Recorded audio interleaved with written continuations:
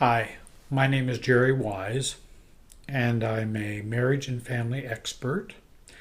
I'm the director of the Center for Self-Differentiation at Family Tree Counseling Associates in Carmel, Indiana, which is on the north side of Indianapolis. And I provide professional help in the office via Skype and FaceTime. And no matter where my clients live, they can get the help they need even in the comfort of their own living room. And I think this is more of the cutting edge direction of the way help is going to be offered. Also, we're not limited by the professionals in our area. We can use people who are very knowledgeable anywhere.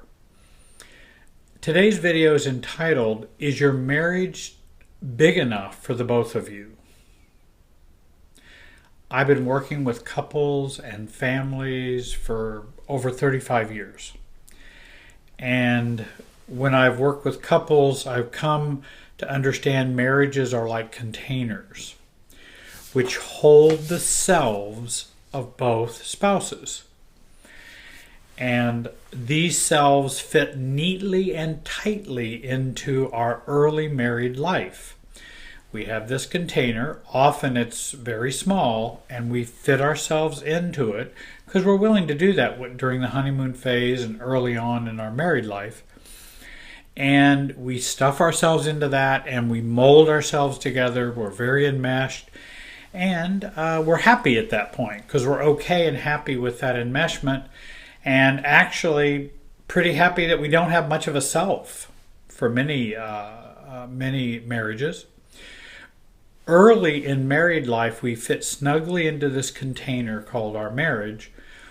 Then as each spouse grows, changes, matures, or becomes immature, the marriage does not seem to be able to hold the marriage very well. It doesn't hold those selves very well. Then as each spouse grows older or gets older, we become healthier or unhealthier and more like our family of origin or more dysfunctional sides of our family of origin. So a marriage may not be able to hold any longer someone who becomes more healthy, or may not be able to hold very long someone who becomes more like their family of origin and more unhealthy. Oftentimes we could do one or the other. Usually we don't just stay in place. We either get better and healthier, or we get unhealthier and become more like the problems that our family had growing up. Both forces start pushing and shoving on the small space in our marriage, and this creates the conflict between spouses, because the marriage does not hold each self so neatly or snugly anymore. The marriage stays the same, but what it contains changes within it. And now we start to have problems. And as I'll show in a minute, the process begins to expand a marriage, and for many marriages don't expand very well. If we've grown up in an alcoholic, narcissistic, abusive, religiously toxic, or dysfunctional family, we don't have a marriage and often don't form a marriage that's very adaptable or flexible or expandable. But it often becomes hardened and less able to hold the spouse's selves. The more spouses can self-differentiate themselves, the more the marriage can expand and grow. And the less self-differentiation, the more solid and unchanging the marriage is, leaving those who inhabit the marriage to become more enmeshed or pushed in on each other, or we grow and spill outside the marriage and beyond the marriage. And then we get to the place where we feel like we either need to be gone and leave, or we have affairs, or it just spills outside the marriage that we have. Let me give you an example of Mary and Bob. Mary and Bob got married when they were both in their 20s, or 20. They unintentionally started their family very early, and kids came along. Mary got married because Bob asked her to marry him. She was of the marrying age and thought she'd better do it. He was acceptable to her and to her parents, so she thought this might be a good deal. I probably should just go ahead and do this. And he seems like a nice guy. He seems pretty good. His family's pretty decent. So, hey, this might be a good catch. She also needed someone who would never leave her, and she needed someone she could try to control and change over time. She was an overfunctioner from her family of origin. He was an underfunctioner from his family of origin. She felt she could eventually change Bob so that he would one day meet her unmet needs.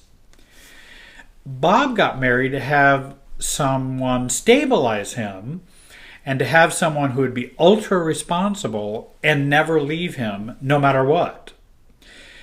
Bob's underfunctioning would take up a good 78 or 80% of the marriage container, or the emotional marriage space. Mary's overfunctioning would require her to only need 20 or 30% of the marriage emotional space because she could handle it. With these percentages, there is very little room for Bob's self or Mary's true self. They are both roles and not themselves.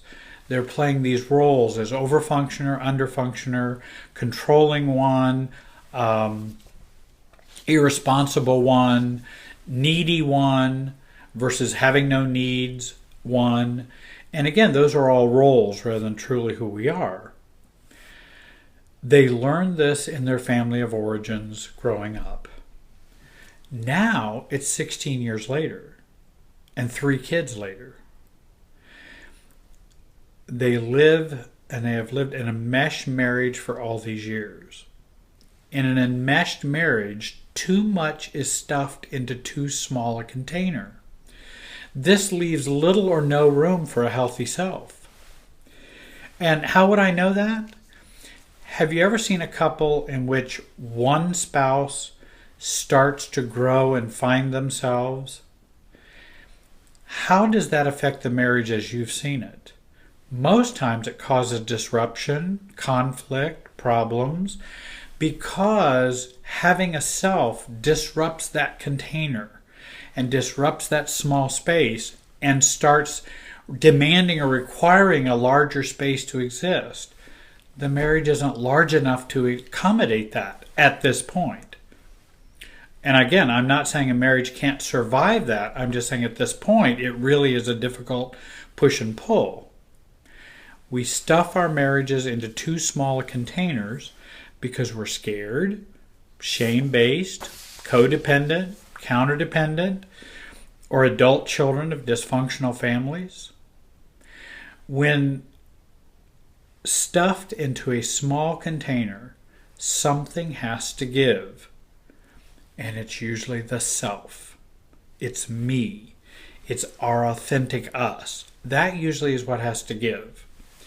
And these get lost, overlooked, or us, me, the self, gets lost, overlooked, given last priority, ignored, or even often discarded. Now what happens? Mary has been flirting with someone at her office. Bob has had an affair that Mary knows nothing about. They focus on their kids and their careers. Mary comes to see me for help. She shares she does not know who she is anymore. She feels she's never known who she is. She is unhappy in her marriage and feels it does not meet her needs, and that if she were authentic and open with Bob about who she was, he would be hurt, angry, and divorce her. And she would break up the family. Bob, at times, the Bob of the marriage comes in and sees me. So he comes in and he sees me and he wants to end his affair. Because he wants to end it before Mary finds out. He knows he's been unhappy for many years and has been drinking too much and knows this, that his life is not being lived according to his own faith or values.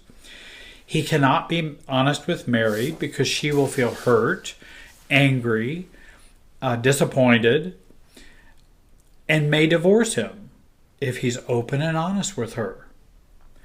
The marriage is far too small, and they're feeling the pinch of that.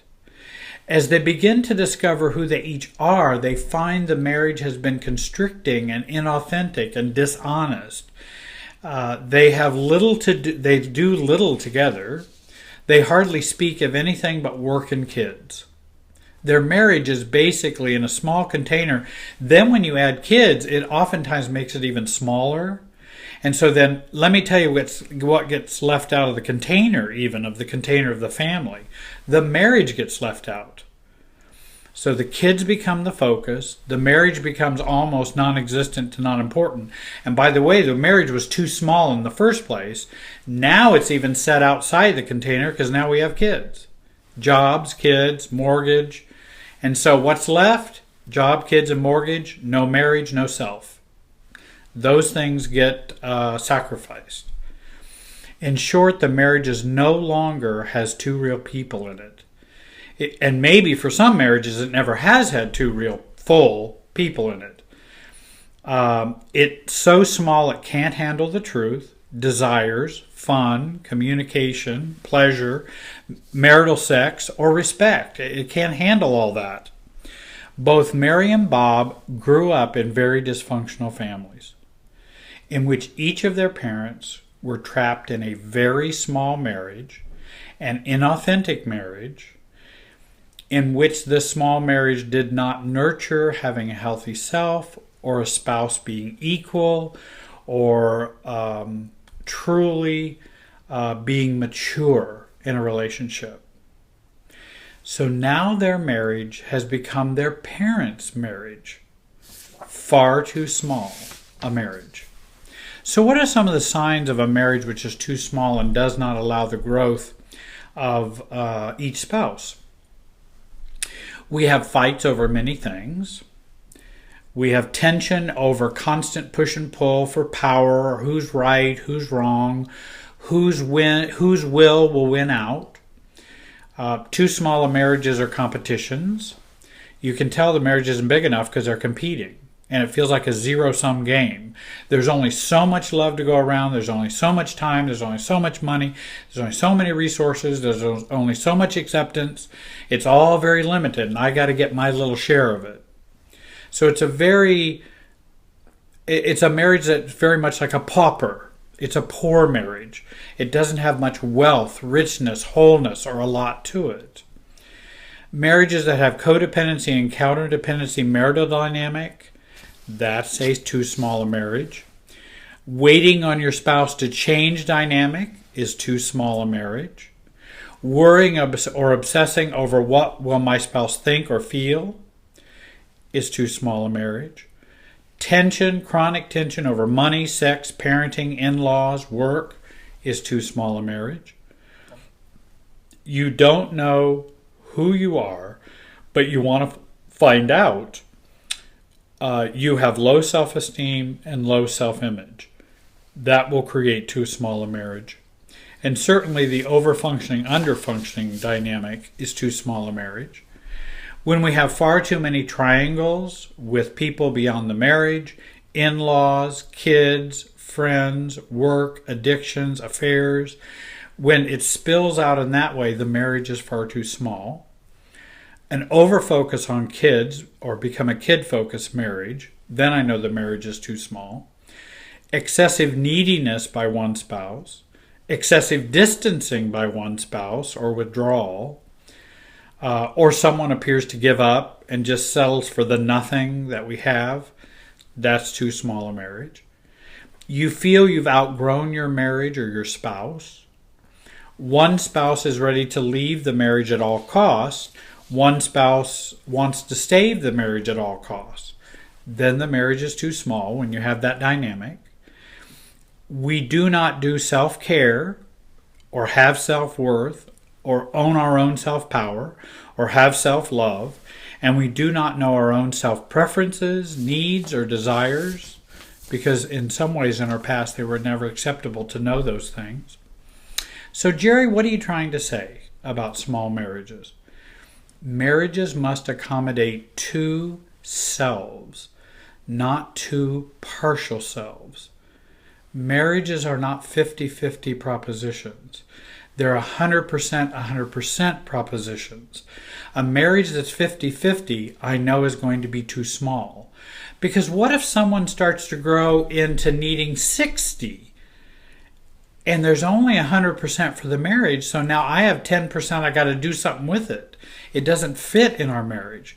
So if you're a half a person and they're a half a self, and if someone starts to grow in terms of who they are as a self, it doesn't fit. It won't fit. Troubled marriages are too small and cram us into a container that cannot hold the both of us. As we begin to grow and learn more about ourselves, over the years we begin to suffer from too small a marriage syndrome.